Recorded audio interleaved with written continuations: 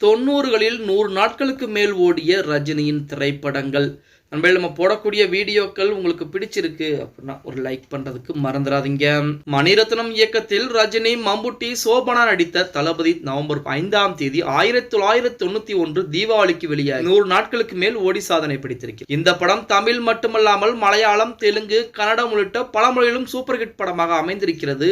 1986 வெளியான கன்னட படமான அனுராகா அரரடிது படத்தை மன்னன் என்ற பெயரில் பி. வாசு எடுத்திருக்கிறார். ரஜினி, விஜயசாந்தி, குஷ்பு நடித்த படம் 100 நாட்களுக்கு மேல் கடந்து ஓடி மாபெரும் வெற்றியை பதிவு செய்தது. அடுத்தபடியாக இந்தியில் குதாஸ்கர் திரைப்படத்தில் தமிழ் தலைவரான அண்ணாமலை திரைப்படம் 1992 ஜூன் 27ஆம் தேதி வெளியாகியிருக்கிறது. ரஜினி, குஷ்பு நடித்த இந்த திரைப்படம் 100 நாட்களுக்கு மேல் கடந்து ஓடி வெற்றி பெற்றிருக்கிறது அப்படின்னு தேவாவின் இசையில் அனைத்து படங்களுமே சூப்பர் ஹிட் அடித்திருக்கிறது. அடுத்தபடியாக ஏவிஎம் தயாரிப்பில் ரஜினி, மீனா நடித்த திரைப்படம் தான் எஜமான் திரைப்படம் 1993 பிப்ரவரி 18ஆம் தேதி வெளியாகியிருக்கிறது. அதே போல் இந்த திரைப்படமும் 100 நாட்களை கடந்து வெற்றி பெற்றிருக்கிறது அப்படின்னே கூட சொல்லலாம். ஆர்.பி. உதயகுமார் தான் இந்த படத்தை இயக்கியிருந்தார். அடுத்தபடியாக ஆக்ஷன் திரைப்படமான உழைப்பாளி திரைப்படம் 1993ஆம் ஆண்டு ஜூன் 24ஆம் தேதி வெளியாகி 100 நாட்களுக்கு மேல் கடந்து ஓடி இருக்கிறது. ரஜினி, ரோஜா நடித்த படத்தை பி. வாசு இயக்கியிருந்தார். அடுத்தபடியாக அல்லாரி மெகுடு என்ற பெயரில் தெலுங்கில் வெளியான படத்தை தமிழில் வீரா என்ற பெயரில் எடுத்து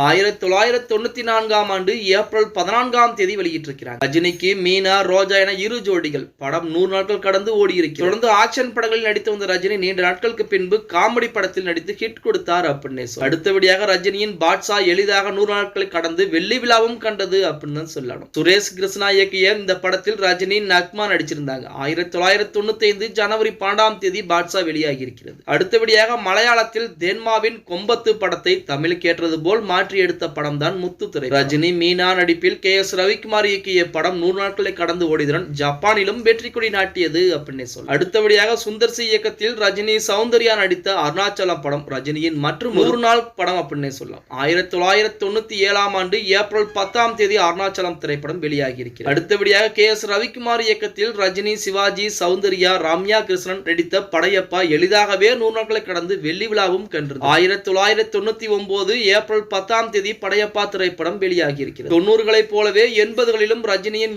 7 படங்கள் தொடர்ச்சியாக 100 நாட்களை கடந்து சாதனை படைத்திருக்கிறது அப்படின்னு. ஓகே गाइस, வீடியோ பிடிச்சிருந்தா மறக்காம ஒரு லைக் பண்ணி விட்டுருங்க. அப்படி இந்த வீடியோ ஃப்ரெண்ட்ஸ் அண்ட் ஃபேமிலிக்கும் ஒரு ஷேர் பண்ண மறந்துடாதீங்க.